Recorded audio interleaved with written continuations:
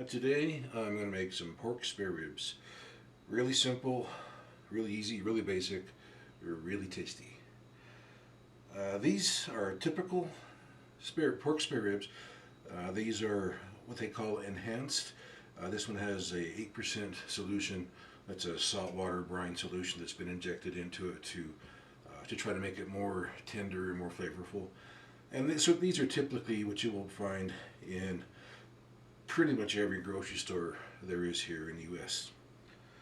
You can find some that are not enhanced, and if you do, those are great. You can brine them yourselves or however you like. But I just want to go with the most typical thing you'll find here in the stores. This one actually looks pretty good. I picked it out. There's not very much fat. I should say there's not much excess fat. This is not bad at all here. It's very lean as far as ribs go. The back here, there's some. I'm going to trim a little bit of this extra fat off here. And if you see any other larger areas that you can trim off pretty easily, like this.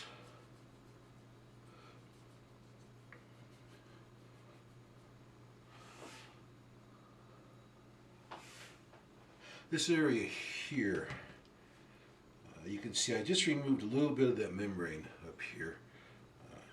It's not a big deal, you know. Everybody is different and has different likes and dislikes. If this really thin membrane bothers you, you can remove it. It takes a little time, a little effort. It's not. It's a personal preference. Does the work justify the time it takes to, is it worth the effort, basically? For me, it's not worth the effort. And this is the flap. Sometimes this will be really thin, really narrow.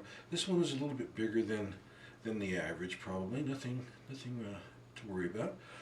It's a good little piece of meat. I am going to trim this section of the membrane off. And on the back side here, most of the time I don't trim this membrane off of here because for one thing, it makes very little difference to me when I eat them. But primarily with my arthritis and my neuropathy, my fingers, my hands are really painful, really weak. So it's just not worth the hassle for me to do it. However, I'm going to go ahead and show you anyway. The best thing to use is a butter knife. Do not use a sharp pointed knife. Do not do this. You will cut yourself very bad. Use a dull butter knife like this. Find an area right like there where it's a little bit loose, if you can see that. That area right there is a little bit loose, but anywhere you can do that. Work the knife blade up underneath that membrane. Work it up under the membrane just like that. And then kind of give it a little tug. Try not, it's pretty tough, so, but still try not to tear it if you can help it.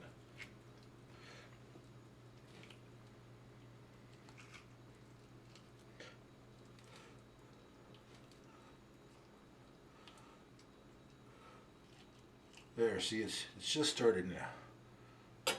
So what you do when you get that started, take just a regular paper towel, grab a hold of that membrane there, and carefully pull it back.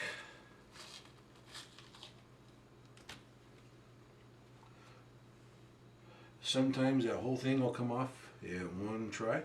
Sometimes it'll shred like this a little bit. And just stick the knife under there again. Get a good grip on that.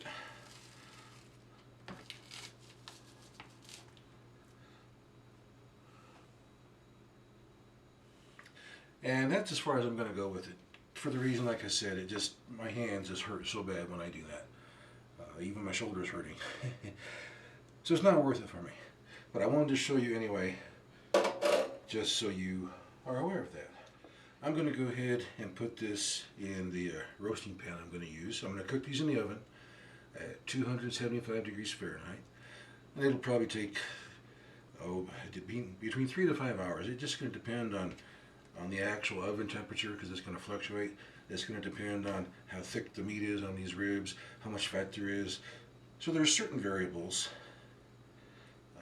you'll need to look out for. But I'm going to go ahead and transfer. I just poured it on this tray so you could see what the ribs look like, and to remove that membrane if you want to. Once again, I'm going to use some Worcestershire sauce.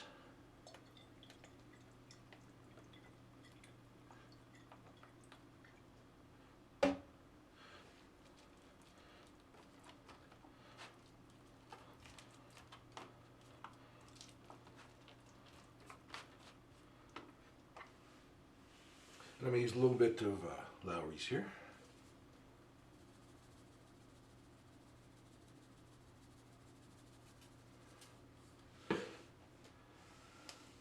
And I'm also going to use,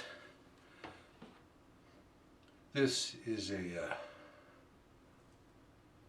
cherry flavored rub. Has some dehydrated cherry pieces in there. It works really, really well on pork.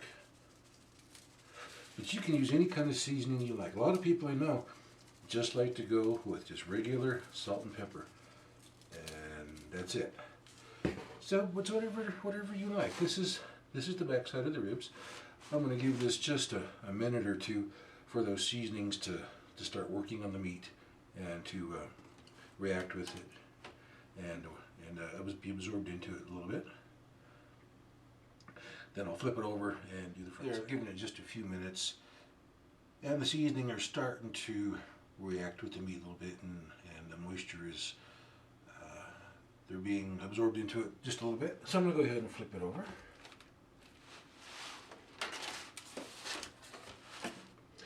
And again,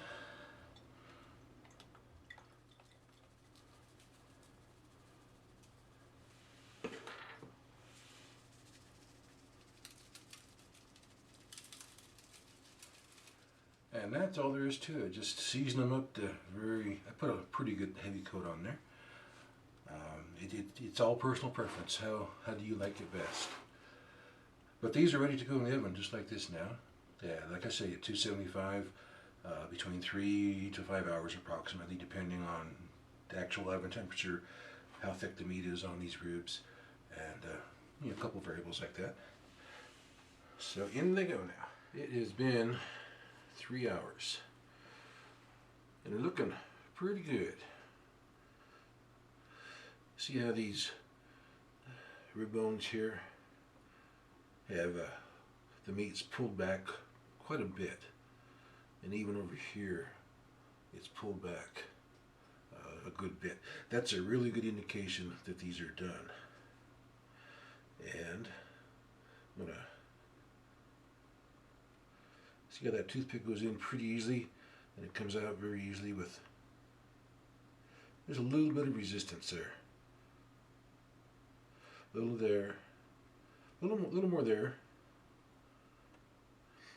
As it gets thicker, it's going to be more resistance, but it all depends on how you like your ribs cooked.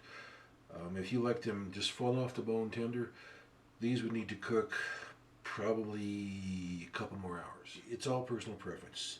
Just cook them the way you like them. You'll hear people tell you, well, those are overdone or those are underdone. Well, no, it's not.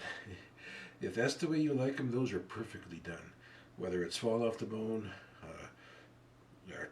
tough and chewy, or anywhere in the middle there, those are perfectly done if that's how you like them. So these are done good for me. I'm going to let them cool for a few minutes so I can handle them somewhat.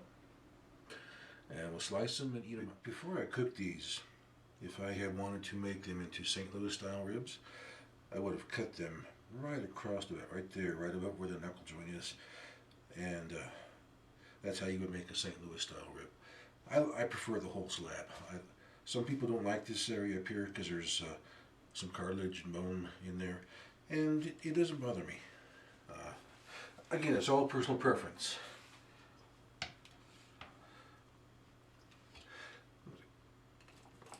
Cut this top piece off right there.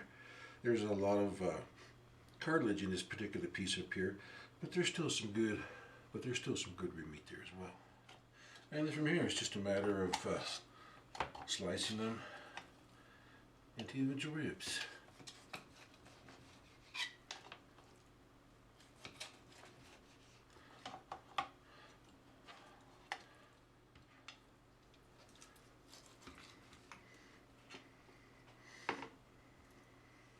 You can see how tender some of these are looking. You can just, if it weren't so hot, you could pull it right apart there.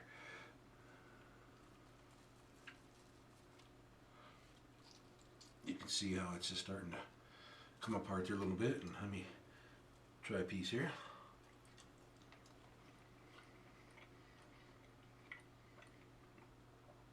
Very good. A lot of people like to put barbecue sauce on them and cook it on with the sauce on. And that's perfectly fine. I've done it that way before and they're very good. But I've found that my personal preference is I like them with just moderate seasonings like I did the Worcestershire sauce and a little bit of Lowry's and some cherry rub. And you can use whatever type of seasonings you like. And then I like to put the sauce on the side if I even use barbecue sauce. It's just, there's so many ways to do it and they're all really good. Give it a try.